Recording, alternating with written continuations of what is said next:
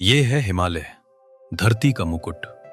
5 देशों में फैली ये पर्वतमाला सिर्फ पत्थरों और बर्फ का ढेर नहीं, ये मानव इतिहास, सभ्यता, संस्कृति और प्रकृति का जीवित प्रतीक है। जहां हवा भी प्रार्थना सुनाई देती है और पर्वत काल से खड़े प्रहरी की तरह हमें निहारते हैं।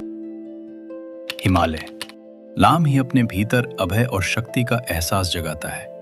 ही यानी हिम, बर्फ, आलय यानी घर, निवास। ये पर्वतमाला 2400 किलोमीटर लंबी और लगभग 5 देशों में फैली है: भारत, नेपाल, भूटान, चीन और पाकिस्तान। आज से लगभग 5 करोड़ साल पहले धरती का चेहरा बिल्कुल अलग था। भारतीय टेक्टोनिक प्लेट समुद्र में तैरते एक विशाल द्वीप की तरह उत्तर की ओर बढ़ रही थी। धीरे धीरे वो यूरेशियन प्लेट से टकराई और उस टक्कर ने जन्म दिया दुनिया की सबसे ऊंची पर्वतमाला हिमालय।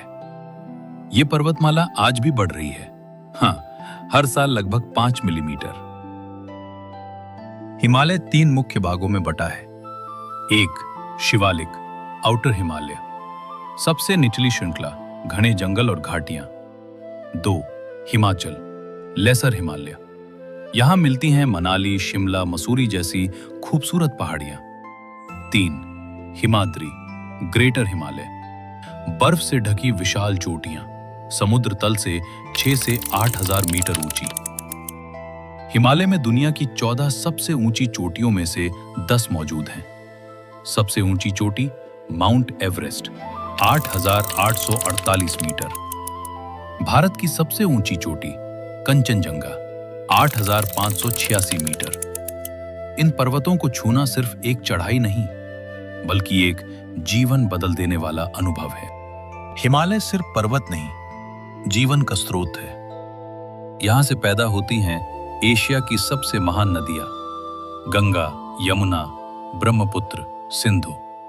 ये नदियां करोड़ों लोगों की प्यास बुझाती हैं, खेतों को सींचती हैं और सभ्यता को जीवित रखती हैं।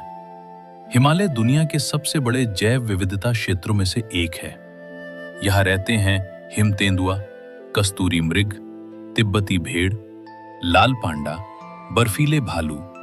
हजारों दुर्लभ पेड़, जड़ी बूटियां और पक्षी इस पर्वतमाला को प्राकृतिक खजाना बनाते हैं। अगर हिमालय ना होता तो भारत का जलवायु भी वैसा ना होता जैसा आज है। हिमालय मॉनसून की हवाओं को रोककर पूरे उत्तर भारत को बारिश देता है और एक प्राकृतिक दीवार की तरह ठंडी हवाओं को भारत में प्रवेश करने से रोकता है।